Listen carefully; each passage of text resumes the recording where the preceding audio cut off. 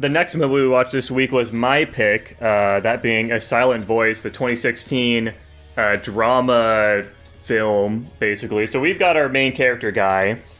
He bullied another girl in elementary school, middle school, whatever the fuck it was. I think it was elementary school. It doesn't really matter. Because she's deaf, and she was being kind of like, because of her being deaf and the school not being set up properly to accommodate her, everybody kind of looked at her as a burden. So they started bullying her. Eventually, it gets, word about her being bullied, and then everything flips a script. The main character now is the one getting bullied, and the rest of the film is based around that, and him trying to, fix his relationship that he broke with the girl, kind of understanding her perspective, working through his depression, and trying to kind of like fix his life up and move on from all of that. And that's basically the plot synopsis. I also think this movie is really fucking good. This was my favorite anime film. Hang on a second, Jackson. Hang on a second here. Tanner, go on with your haiku. Why the haiku? Why? You're breaking my train of thought. Oh, Yikes. well, you're gonna have to hold on to that fucking engine. Here's my haiku as inspired by A Silent Voice. Middle school drama. I love bullying the deaf. We're all assholes here. Okay, Jackson, real quick here. Before you get back on that train, okay, Mr. Conductor. Dylan, important question for you. Oh, shit. I Want to Eat Your Pancreas. Was it better or worse than this movie? Worse. Thank God. Which one is he saying is worse than which one? Pancreas is worse. Okay. Respectable. Jackson, go ahead. Yeah, so this movie's fucking awesome, and like I was trying to say, this was in fact my favorite anime movie of all time prior to watching Wolf Children, which has usurped it. And I've watched this movie a million times, I've analyzed it a ton, and I've definitely started picking apart more of my flaws with it going forward. I think this movie's really good. I don't think it's perfect. I've got my gripes. But overall, I think it's really solid. It's it's a KyoAni film, so it's absolutely gorgeous. The character animations are incredible. I think the soundtrack is pretty cool, especially because this is a fun fact. Because deaf people obviously can't really listen to fucking music, it's mostly like a vibrations kind of thing they experience. And you guys are probably hearing the weird piano setups in the song or in the movie, and that was because they were trying to kind of simulate a little bit about what a deaf person would experience music-wise from a person that can hear's perspective, which I think is cool. There was a lot of thought that went into this film, which I can appreciate a lot. Throughout this movie, the two movies that very, very distinctly came to mind was I Want to Eat Your Pancreas and the Bluebird one. God, I can't remember. I don't know why I can't remember the name. Listen to Listen to the Bluebird. I was drawing a lot from that. This movie just sets the same tone as that, and they don't tell the same story, obviously, but their stories are relative. They run parallel, and I remember watching it and thinking a lot of how this movie kind of almost followed the lines of I Want to Eat Your Pancreas in some ways. I remember at the very end when they were at the firework part, and she's like, I want to stay, but I need to go finish my homework, and I was like, that's a little suspicious, but I mean, she has talked about wanting to hurt herself many times, but that's probably fine. And so she walks off, and then the guy gets a bad feeling. I'm like, you don't...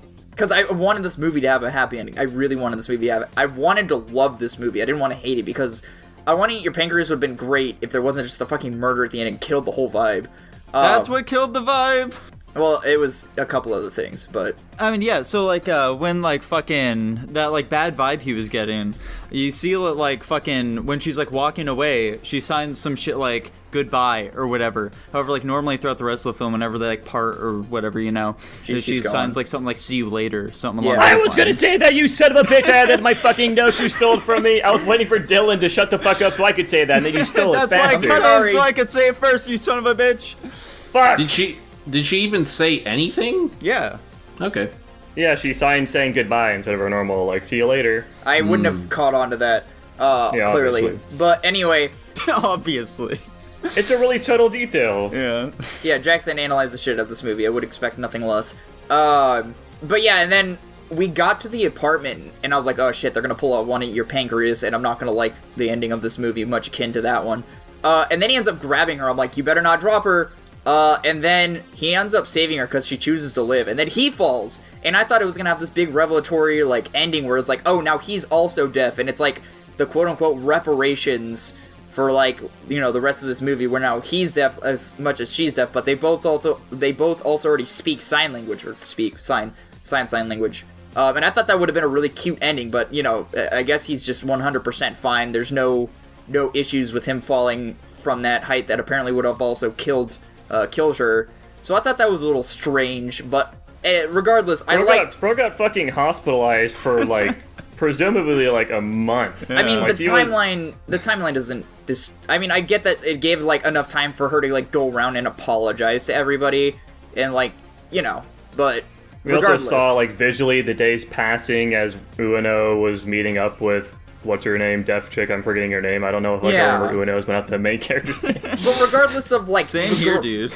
Regardless of time frame, I still was expecting, like, some kind of condition that he was gonna get stuck with, but no, he was perfectly fine. But yeah, no, I was really pleased with the ending. I was glad that they went the route that they did. And yeah, I like the overall messaging. I like how they had, like, the X's over people's faces, where it was like, he's like not paying attention to these people. But then as he slowly starts accepting people back into his life, they, like, the X comes off and he can hear them more clearly. And I like the big revelation at the end where he just learns to, you know, not shut out the world, and, like, just because he did an awful thing doesn't mean he doesn't deserve to live and all that stuff. So then he finally takes in the world, like, just all at once, and can finally hear everything going on around him, you know, like laughter and, you know, friends getting along, you know, just people, maybe, you know, all that stuff. I really liked the ending. I thought the ending was amazing. Yeah, the ending's gorgeous. I think the ending is good. However, it felt very abrupt to me personally. Why? Why is that? Explain yourself. Because I think the ending does a really good job, because the whole movie's building to, you know, it's this guy trying to work through accepting people. He's working through his depression. He's slowly taking off the bandage of meeting people and getting to know them, and, you know, being comfortable with people again after hating himself and not thinking he's, like, deserving of this for so long. And then finally he gets these revelations after, what the fuck's her deaf names, you know, tells him about these things, and then suddenly he's kind of realizes that he's, you know, had a wrong worldview, and that's when he's able to, like, finally see the world for what it truly is. And, like, even throughout the movie, people aren't, like, he's always thinking about how people are treating him poorly, but, like, people are treating him pretty normally. Like, it's kind of all just in his head. Yeah, it's like 100% all just in his head. And I think that's cool that he's finally just accepting the world for what it is now, because, you know, the depression veil is kind of, like, slowly lifting itself off him a little bit. I think it was very well done. I think this is a just fine movie. It's not for me. I don't like melodramas, so I didn't really like this one. But you really liked I Want to Eat Your Pancreas, Tanner. I mean, define really like. You gave it like a fucking A tier or some shit. I did not. You gave it A+, dipshit. A+? Plus? Yikes. A+. Are you sure? I just looked it up. Yeah, you did. I gave it an A. You gave it an A+. Okay. Well, that I liked that I Want to Eat Your Pancreas was much smaller and more contained, and that one didn't seem as melodrama-ish to me, because, like, the drama that was there was, like, justified by the circumstances. Like, this one's a melodrama to me because, like, all of the issues are just because everyone is an asshole and won't, like, talk to people. Middle school is an awkward time. He's expecting the person that's depressed and hates himself to openly communicate with somebody about an issue that they also suffered with, because it, like, totally wouldn't be awkward, and potentially send him even further into a spiral if things don't work out. Yes. He should just be, like, chill and not be depressed anymore. Yes. It's the exact same problem I had with All My Friends Hate Me, pretty much. Tanner doesn't understand how emotions work. I've mastered my emotions. I know how they work too I'm well, a big, actually. brawny dude, and because of that, anybody that doesn't match my energy is a fucking dipshit. True. Factually correct. I think that's a really awful way of looking at things, but to each their own. Yikes. I think you should be able to be more introspective about emotions and things like that, but that's just me. I do agree, though, this movie is pretty melodramatic, especially at the start. They're just, like, so mean, and the deaf girl is so fucking nice and reciprocative of it. Yeah. It's a little unnatural. I mean, well, the mean stuff isn't that bad. The school not being set up for a deaf girl is fine. I think that's honestly pretty normal. Like, a single deaf girl in the class, and suddenly everybody has to adapt around her. I think that's all fine, but her being so chill with everybody and just, like, forcing herself to be nice is pretty unnatural to me. Yeah, I do think that, like, the early parts of this movie feel a little emotionally manipulative. Yeah, I would absolutely agree with that. I guess that does, like, bring up a thought I had when I started the movie. Within, like, the first, 15, 20 minutes, I was like, damn, this movie is so harsh on, like, the emotions and shit. Like, there's so much drama. Like, if this is the whole movie, I don't know if I'm gonna, like this movie. I hope, like, this just turns into one of those I forgive you movies. Yeah, I was thinking the exact like, same thing during the early parts of this movie. I was like, holy fuck, they're just not letting up here. Is this the entire movie? And then it mellowed out for a hot second. I was like, okay, good. And then it ramped up again, but not quite as high. And I was like, okay, this is serviceable, but, like, also now they're adults, so there's, like, a more mature aspect in which they can handle things. And now there's actually people trying to, like, make things better instead of just children being children. So yeah, speaking of, like, making things better, though, I wasn't a huge fan of, like, the way, like, all the old friends come together at the end there, because it's like, you know, fucking Deaf Girl goes to all of them and is like, hey, like, fucking this is what happened, I'm so sorry, like, you guys had to, like, break up because of me and shit like that. But, like, yeah, like, they come and say, like, oh, we're so sorry, but, like, we don't see that, like, any of them have, like, actually changed or anything like that. Like, this is the exact same thing that fucking glasses girl said before, where it was like, oh, I'm so sorry that, like, all that stuff happened before, and then, like, you know, she's doing the exact same thing here again, and it's like, you're probably just gonna do this again the next time I call you out on your bullshit. So, I don't know, that part just didn't sit super right with me, and also just the fact that the redhead dude is still here. It's like, who are you, man? We know nothing about you. What's your deal? Why are you rolling up like you're part of the squad right now? I mean, Jackson, please correct me if I'm wrong, because I tried to actually psychoanalyze that part. But I kind of just viewed that as, like, friend groups always have dynamics, and although they're all assholes to each other, I feel like they learned, like, a mature way to handle their dynamics with each other. They understand how they're gonna be, and they understand that they had shit in the past, and maybe you can't, because, like, I don't think that everybody thinks you have to, no matter what, 100% get over all shit that's happened in the past. Sometimes you're just not gonna go over it, but sometimes you need to move forward anyway, and I think that they did that as, like, a group, and they acknowledge each other's weaknesses and, like, how they're gonna treat each other, but they realize that they can be friends despite that, and then maybe not collaborate or, like, hang out like they would, or like they thought they were going to, but, you know, just decided to, I guess, coexist in this sense. But Dylan, this film is all about, like, emotionally maturing and growing. It would be very strange if, like, the friend group who has problems with this sort of stuff doesn't learn or grow from them. I mean, from what I was getting, it sounded like they didn't learn from what had happened. So that's why I was trying to... Yeah, because we didn't see that they did. I'm kind of on the fence with you guys. The characters in the background are more of, like, a vehicle for the two main characters' growth rather than seeing them have growth in and of themselves. But I also would say that another flaw with this movie for me is that obviously this is an adaptation of a manga, and they tried to adapt things as best they could, and because of that, you can't adapt things perfectly, and because the manga is a lot longer than a movie, they have to try to incorporate things that are part of that but not super related to directly what the plot of the movie is trying to address. So because of that, the cast isn't very tight. We've got all these characters, and a lot of them don't really matter that much to the plot. Like, the fucking short-haired chick was basically a non-character. Wait, boyfriend you're talking about, like, of the younger sister? No, I'm talking okay. about... I'm talking about the girl you forgot about, apparently. That was also part of the cast. Oh, yeah, like the fucking original friend. Yeah. Yeah, the non-character that you forgot about. Yeah. She was basically a non-character. The fucking, the boyfriend of what's-her-fucking-face. Doesn't really matter. Ueno had some character development. I think she was fine. But yeah, the cast isn't super tight, which I don't think is necessarily that big of a deal for me, because it introduces some more character drama and more reason to do it. But I definitely don't think it's as strong, and I think some of it takes the movie down a bit. Yeah. Also, there's definitely a few plot contrivances, like, for example, fucking Deaf Girl going onto the bridge. Of course, it's, like, the same night that our main character wakes up from his coma and decides to go fucking break out of the hospital and meet her on that bridge for some fucking reason. Or goes, oh, well, like, that's their place they always meet, so it kind of makes sense for, like, him to assume that she might... Well, it's also, like, the middle of the night, so why would she actually be there? So, never mind. Yeah, and if you just woke up from, like, falling to your death practically from a hospital, and you think, oh, yeah, I need to go break out of the hospital, take out all these things, keeping me healthy, and fucking just see if there's a girl on a bridge I can talk to. No, it's stupid. It's convenient. Yeah, I don't know. Maybe it's, like, then, near her house or, like, on the way out. I don't fucking know. You could hear her screaming. I don't know. It's a plot convenience. We're trying to make excuses for something that just wasn't properly set up. Yeah.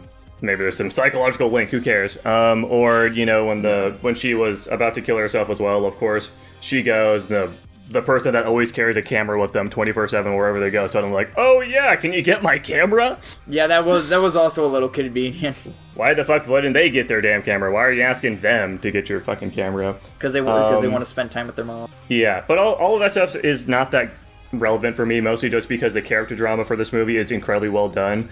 I think the progression of both of the main characters, the deaf girl getting over hating herself and kind of finally accepting who she is and how people view her, and our main character finally kind of accepting himself for his past actions. He realizes that it's fucked up, but he can move on from that as he sees other people have started to accept him as well. I think all of that is incredibly well done. Plus with the soundtrack and the animation all together, it makes a very cohesive and well done package, and I can see why this is like one of the highest rated anime films of all time. Yeah, for sure. I think the premise is really unique. Just like aside from like one of the like main leads of it being deaf, like this idea of like having the main character be someone who like was a bully at some point. It's usually not someone who will typically follow in these types of movies, and like fucking the sort of trauma that they've had from doing that kind of awful shit to somebody, and just seeing how they like want to try and repent for it. I think is a really cool angle for it. I agree. I have one final note from what I wrote down about this movie. You could probably take this different ways, and you guys might disagree with this analysis, but the sister always taking pictures of dead things, I think you could potentially infer as her, because I'm sure she's aware of her sister's, maybe not her intentions, but she knows, about her being depressed and all these things like that, and you could infer her taking all these pictures and hanging them up everywhere, both as an artistic expression, and then also because she's trying to show how, fucking dire and, like, bleak all these like dead bodies look, to maybe try to dissuade her sister from killing herself potentially in a heavy-handed way. Isn't that literally exactly what she said in the movie? Did she say that? Yes. Oh, that's funny. Well, then there we go. I'm right. I didn't remember her ever saying that, but yeah, there we go. Was. I think it was after she tried to kill herself, and like main boy was in a coma. She's like, yeah, I tried to hang up all these pictures to show her what it would look like and maybe dissuade her from trying to kill herself, but I guess it didn't work. That's funny as shit. Yeah, I did not remember that being a line in the film, but I wrote it down. That's why you listen to it in English. I had to read this shit, Jackson. Oh, okay. You motherfucker. Well, anyways, any final thoughts about this film? I guess not. All right, Tanner, let's start from the bottom. What are you giving us? B+. There's gonna be some staunch differences here. Damn. I am surprised you didn't go the angle when we pressed you about I Want to Eat Your Pancreas of, oh yeah, I'm going to re-rank that movie like Nico normally does, and instead you defended it and still went that direction. Anyways, Nico, go for it. Yeah, after I tried to looking up some dojins, there really aren't any good ones for this film, so I can't give it that high of a ranking. I think just like an A. Dylan? Alright, I'm shocked, as Nico said. Yeah, I know, I thought this movie was phenomenal. I loved the messaging. I gave it an S-. Dylan, I'm glad you said S- because I also said S-. Let's fucking go! Yeah, and that lands it at an A+ overall. I'm shocked that for like your second favorite movie, you didn't give it higher than that. I mean, he gave Wolf Children S+, I believe, so not far off base. I mean, yeah, I was expecting like a fucking S or S+ here. And I think there's a 1 rank gap between Wolf Children and A Silent Voice. I've watched this movie too many damn times, and I've watched it too much in like recent succession, I think. So a lot of the like emotional impact scenes, I don't think had as much of an effect on me as they did previously. Like when I first watched this movie, going into it totally blind, not with as much of like a fucking stupid I hate movies film critic perspective. I wasn't thinking about it too hard. I was just mostly really caught up in the emotions of everything, and they worked incredibly well on me. And because of that, I had a very big attachment to this film. And I still think it's an incredibly well done film, but the emotions just didn't hit me nearly as hard this time around. They did, of course, hit me, but just not as much. So has this movie ever made you cry before? Would you say? The first time I watched it, absolutely. Okay. Dylan, did it make you cry at all? What do you think the answer to that question is? I'm assuming yes. I'm a very emotional person. Based. Yeah. I got a little bit welled up. You might not know what scene this would have been. It might be a little shocking, but it was the part where fucking the mom and the sister were like fucking apologizing profusely for like what happened after like he saved the sister. Yeah, that part got me a little that part's bit. really well done. Yeah. Well, we didn't even talk about how well done the scene was with like the mom. And we're going back into it. Tanner wants to fucking kill himself right now. Why the fuck are we still talking about this movie? Because it's a great You movie, may have Tanner. not hated it, but it also landed very highly. So unfortunately, you're the only one here that didn't enjoy it. But yeah, no, like how well done the scene was where his mom finds out about him, trying to kill himself, and also just how cool his room was. He's like selling all his things. It's like a really good example of show not tell. Yeah. And then slowly over the course of the movie, you can see him get more possessions and stuff, and kind of like build up his room again after selling off stuff. I think that's cool. I think it's fun world building. Anyways, I'm gonna stop yapping about this film. What was the overall rank? I don't think we said that. I did. It's A+. Okay. You missed it. Yeah. So Tanner, do you think you'll be re-ranking I Want to Eat Your Pancreas down the line then? We'll have to see when we get closer to re-ranking time. Right now, I say no. You were shocked that I would suggest that you gave an A, and then the fact that it's an A+ was like, okay, well, never mind. Yeah, I guess it deserves that. I'm gonna be honest, going into this, I thought I had both of them at the same rank. Okay.